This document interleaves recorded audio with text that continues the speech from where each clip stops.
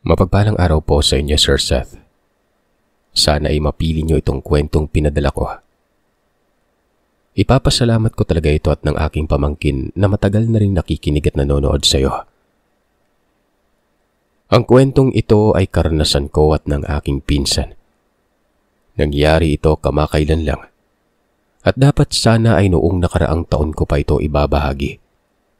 Pero dahil sa abala sa eskwelahan ay wala na akong oras na ibahagi ito. Matagal na akong nakikinig sa iyo. 2022 pa. Naniniwala ako sa aswang, engkanto at iba pa. Dahil hindi na ito bago sa aking kinalakihang lugar. Madaming kwento ng mga matatanda. At meron na rin akong karanasan mula nung bata pa ako. Pero yung mga yun ay konting parinig at paramdam lamang.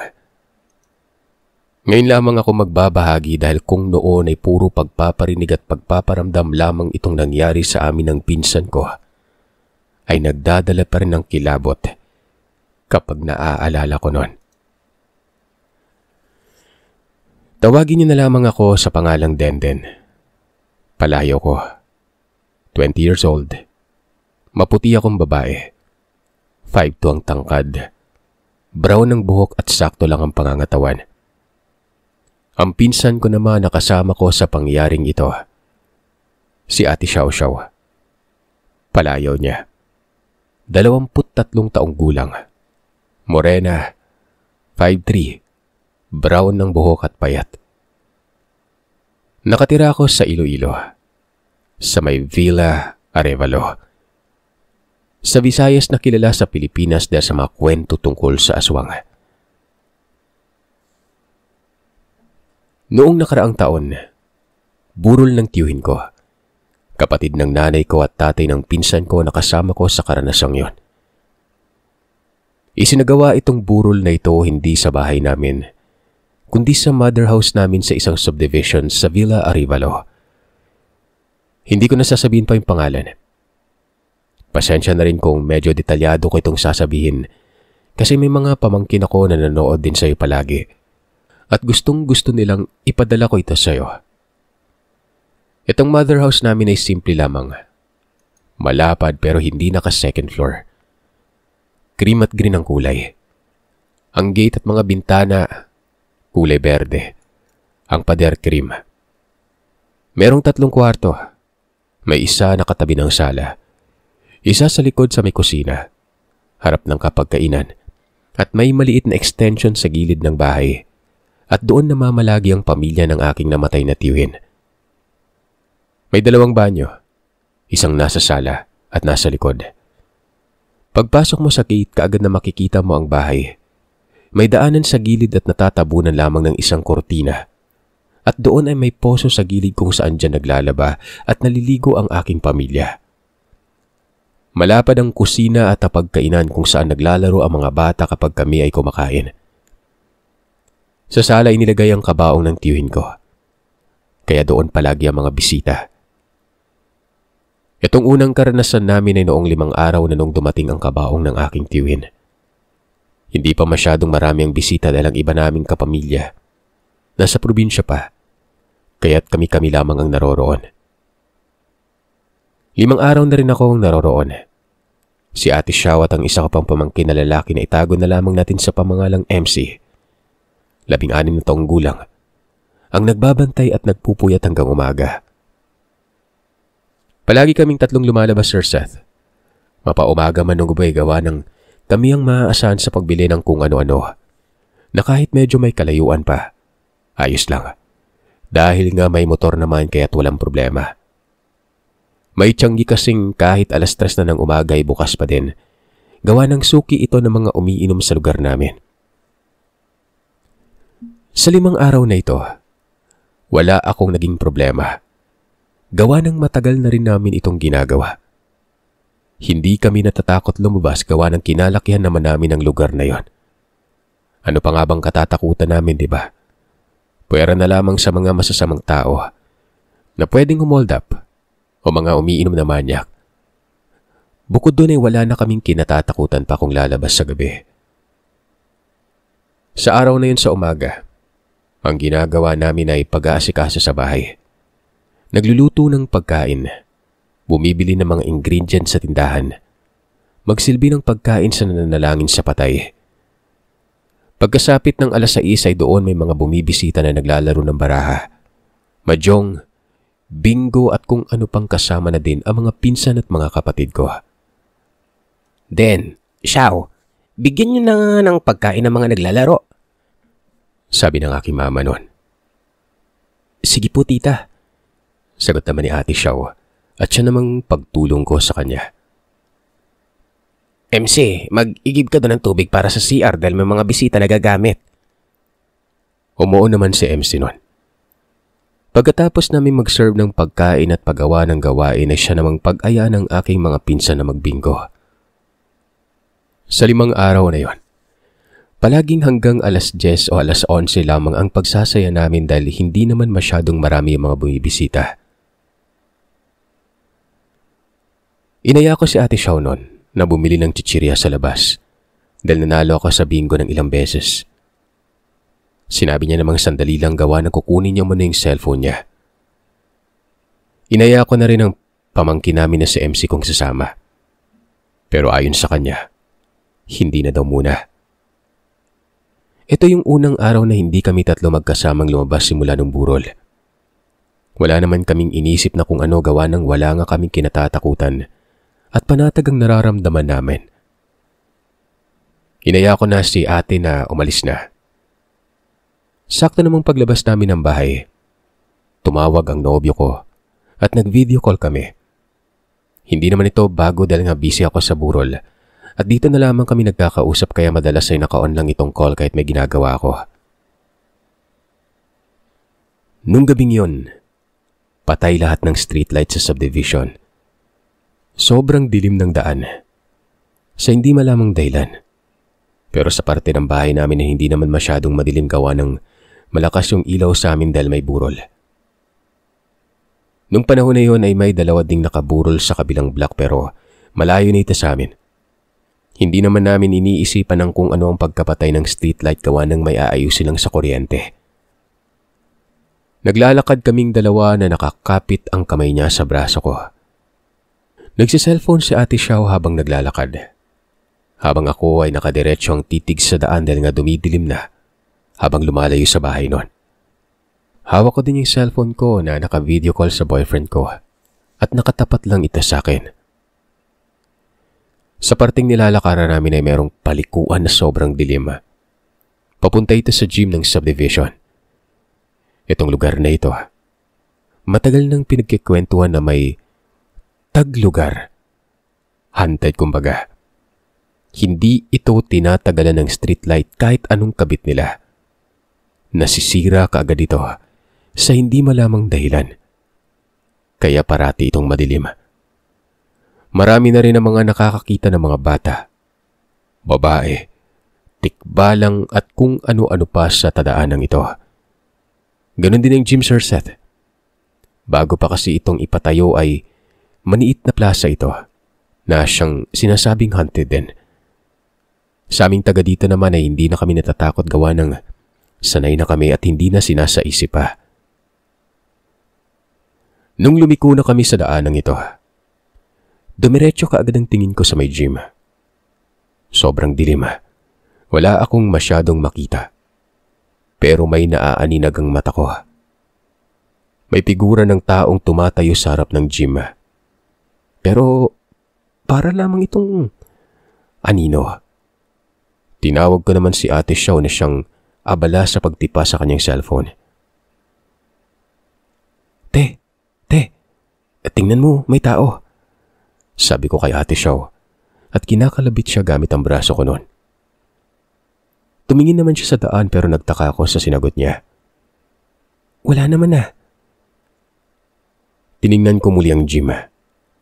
Meron talagang nakatayo noon. Sa isipan ko baka hold-upper o nakainom na may masamang balak. Hindi te, meron talaga. Ayun o sa may gate ng gym.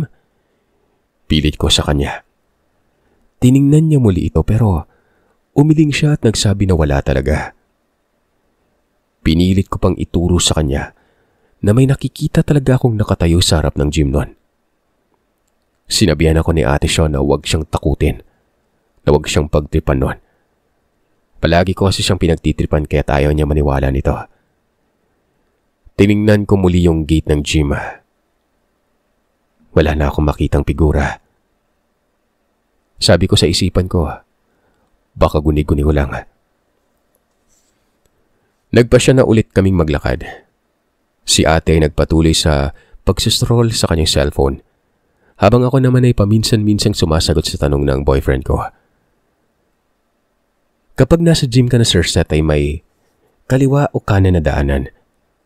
Yung kaliwang parte ay papuntang labasan na ng subdivision pero malayo pa yung gate.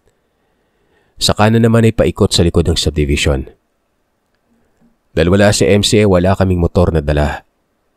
Sa loob ng subdivision na lamang kami bibili ng chichirya noon.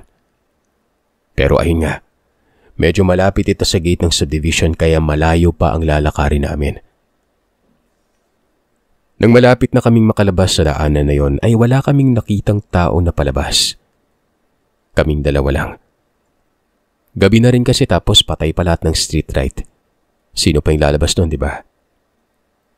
Nagtatawanan kaming dalawa ni Ate Shaw. Nang makalabas na kami sa daanan yon ay liliko na sana sa kaliwa. Pero bigla kaming natigilan. Nang lumingon kami sa may kanan, ay may matandang babae kaming nakitang nakatayo sa may harap ng gym. Sa may parteng maraming puno at napakadilim. Medyo malapit ito sa amin. Pero bakit hindi namin siya nakita kanina nung palabas? Imposibleng hindi siya namin makita nun. Nakasuot ito ng parang dress na hanggang tuhod na nakaputi. Sobrang tingkad nun, na kahit napakadilim ay nagliliwanag talaga yung damit. Alam mo yung parang kumikinang na diamond. Yung buhok niya maiksi, mataas lamang ng konti sa balikat niya, at maitim. Ang nakapagtataka, yung mukha niya, hindi namin makita. Parang naka-blur o parang anino pero yung mata niya, Sir Seth, nanglilisik nun. Mapupula at dilat na dilat. Alam na alam namin na nakatingin siya sa amin nun. Hindi namin alam kung bakit biglang bumingat yung hangin. Napakahirap huminga. Para kang nakalunok ng usok na sobrang hirap kumuha ng hangin. Biglang lumamig ng sobra. Nanindig yung balahibo namin. Nakaramdam ako ng takot. Bago ito sa akin. Hindi ako matatakotin. Hindi ako mabilis kilabutan. Hindi pa ako nakaramdam ng mabigat na simoy ng hangin na parang hindi ako makahinga. Natakot ako ng sobra dahil hindi ko alam kung bakit ito'y nararamdaman ko noon. Nanindig yung balahibo ko at nagpanik ako bigla. Napakapit ng mahigpit si Ate Shaw sa akin na siyang nakapagalaw sa akin noon. Lumingon ako pabalik sa kaliwa at pinilit na maglakad kahit nanginginig ang tuhod naming dalawa. Walang tao kanina, pero bakit biglang nandyan siya? Pabulong na tanong ni Ate sa akin noon. Ramdam ko ang panlalamig niya. Hindi ko alam, te. Nabigla din ako. Nanginginig na sagot ko. Nakatingin din siya sa atin nung paglabas na. Sabi niya, na siyang kinalingon ulit namin sa kanya. Doon ay sobrang kumalabog yung dibdib namin. Pagkakita namin sa kanya ay naglalakad kami pakaliwa nun. Sinusundan niya rin kami ng tingin habang lumiliko. Talagang sabay na tumatagilid yung ulo niya sa daan ng tinatahak namin. At hindi niya pinuputol yung tingin niyang nakakakilabot. Sobrang lakas ng kabog ng dibdib ko nun. Hindi ko alam ang gagawin ko. Naunahan ako ng takot. Nakataas ang balahibo namin dahil alam at ramdam na ramdam namin na sinusundan niya kami ng tingin. Kahit sobrang hirap maglakad ay pinilit ko pa rin. Si Ate Shaw, lumalalim na rin ang hinga niya. Naglakad lamang kami at naglakad hanggang sa medyo nakalayo na kami. Nakita ko din sa orasan ng cellphone ko na 11:00 na ng gabi. Nagtatanong din sa akin ang boyfriend ko kung ano ang nangyari. Pero hindi ko siya masagot-sagot. 11:00 na ng gabi. Anong ginagawa niya doon? Pabulong na tanong ko kay Ate Sho. Hindi pa siya gumagalaw. Nakatayo lang siya doon sa may taniman. Iba na yung pakiramdam ko. Sabi niya. Alam ko na din kung ano ang ibig niyang sabihin. Hindi naman bago sa akin ang mga malaing ginawa o mga gaya ng aswang. Naisip ko na itanong sa boyfriend ko kung may nakikita ba siya. At sabay na itinaas ang cellphone ko para makita niya kung anong meron sa likuran namin. Dahil hindi pa naman kami masyadong nakakalayo. Sagot niya. Wala umano. Nagkatinginan kami ni ate at binilisan ang lakad sa sobrang takot. Paano yon? Wala siyang makita sobrang tingkad ng damit ng matandang babae na yon. Nakalayo na kami, Sir Seth. Lingunin ulit natin kung nakatingin pa rin siya? Tanong ko kay ate at nilingon ulit namin ito. Dumoble yung kabang naramdaman namin nang makita na kahit nakalayo na kami, ay hindi pa rin talaga siya gumagalaw sa pwesto niya. Nakatingin lang talaga sa amin ito na masakit. Nakatingin sa bawat galaw namin. Din, tumakbo na lang tayo. Sabi sa akin ni ate sa sobrang takot. Naisip ko naman na kapag gagawin namin yun ay malalaman na talaga niya na sobrang takot kami sa kanya. Hindi ko alam pero kahit na takot na ako at hindi makahinga, pinanatag ko ang loob ko noon. Wag, maglakad ka lang. Baka lumakas ang loob niya at kung ano pa yung gawin sa atin. Sabi ko sa kanya. Nanalangin naman ako sa isipan ko. Halos lahat ng santo ay tinawag ko na. At nag-iisip ako kung ano ang gagawin namin noon.